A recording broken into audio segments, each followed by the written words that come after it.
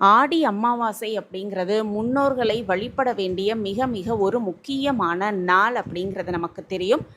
2025ஆம் வருடம் ஆடி அமாவாசை என்னைக்கு வருது, தர்ப்பணம் கொடுப்பதற்கான நல்ல நேரம் என்ன அப்படிங்கிறத இந்த பதிவில் நம்ம தெரிஞ்சுக்கலாம். வணக்கம். நம்ம இறையொளி திருவருள் சார்பாக உங்க எல்லாருக்குமே அன்பான வணக்கங்க. அமாவாசை விரதம் அப்படிங்கிறது அளவில்லாத புண்ணிய பலன்களை அள்ளி தரக்கூடிய ஒரு அற்புதமான நாள் அப்படிங்கிறது தெரியும். அதிலும் குறிப்பாக 3 அமாவாசை, தை மாதத்தில் வரக்கூடிய அமாவாசை, ஆடி மாதத்தில் வரக்கூடிய அமாவாசை, அதே போல புரட்டாசி மாதத்தில் வரக்கூடிய மகாலய அமாவாசை ரொம்பவே சிறப்பு வாய்ந்தது. இந்த ஆடி அமாவாசை 2025ஆம் வருடம் என்னைக்கு வருது அப்படிங்கிறதையும், தர்ப்பணம் கொடுப்பதற்கான நல்ல நேரம் என்ன அப்படிங்கிறதையும் ஒவ்வொன்றா நம்ம தெரிஞ்சுக்கலாம். முன்னோர்களை கண்டிப்பாக வழிபட்டு அவர்களுடைய ஆசிகளை பெறணும் அப்படின்னா இந்த ஆடி அமாவாசை ரொம்பவே ஒரு உகந்த காலம் அப்படின்னு சொல்லலாம். முன்னோர்களுக்கு அவர்களோட மறைவிற்கு பிறகு செய்ய வேண்டிய பித்ரு கடன் அப்படிங்கிறது, தர்ப்பணம் அளிப்பது, விரதம் இருப்பது, அவர்களுக்கிடம் வேண்டிய வரங்களை பெறுவதற்கு மிக மிக ஒரு ஏற்ற அற்புதமான நாள் தான் இந்த ஆடி அமாவாசை நாள். தந்தை ஸ்தானத்திற்குரிய கிரகமான சூரிய பகவான் கடக ராசியில் சஞ்சரிக்கும் மாதம்தான் ஆடி மாதம் அப்படின்னு சொல்லுவாங்க.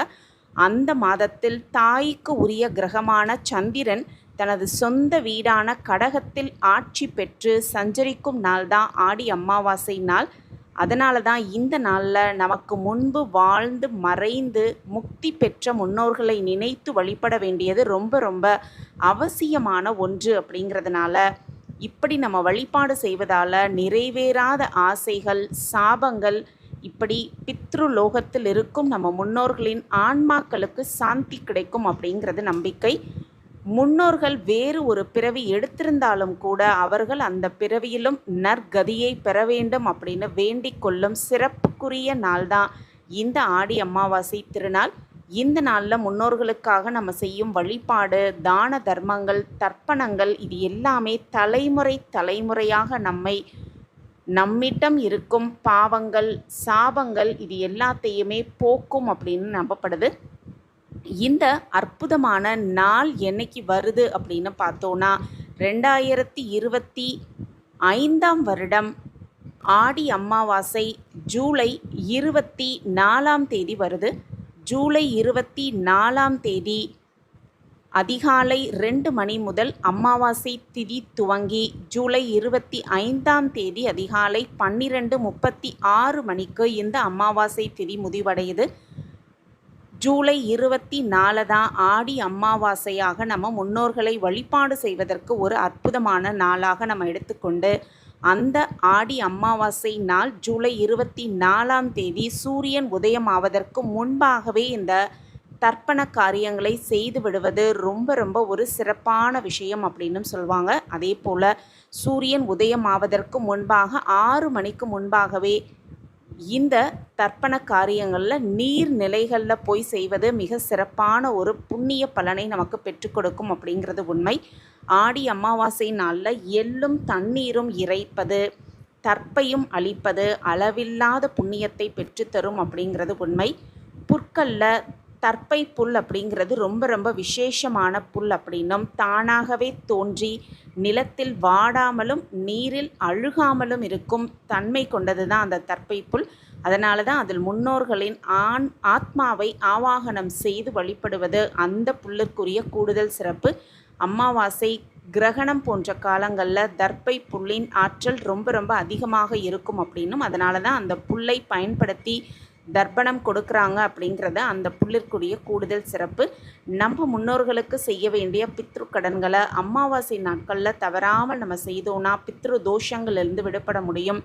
ஆடி அமாவாசை அன்னைக்கு பசு மாட்டுக்கு அகத்திக்கீரை வழங்க வேண்டும் அப்படின்னும், இப்படி கொடுப்பதனால பித்ரு தோஷத்தால் தடைப்பட்டு இருந்த குல தெய்வத்தின் அருள் கிடைக்க செய்யும் ஒரு அற்புதமான ஒரு வழிபாடு அப்படின்னும், எள்ளும் தண்ணீரும் இறைத்து ஹோமம் செய்து குடும்பத்தில் உள்ளவர்களுக்கு ஆரோக்கியத்தை தருவதோடு மட்டுமல்லாமல் வீட்டில் உள்ள நிதி பிரச்சனை தீர்க்கும் அப்படின்னு சொல்லப்படுது.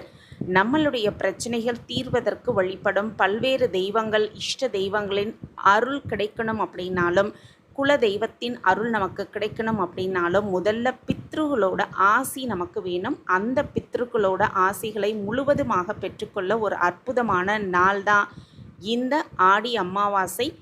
இந்த ஆடி அமாவாசை நாளில் முன்னோர்களை நினைத்து வழிபாடு செய்வது ரொம்ப ரொம்ப சிறப்பு.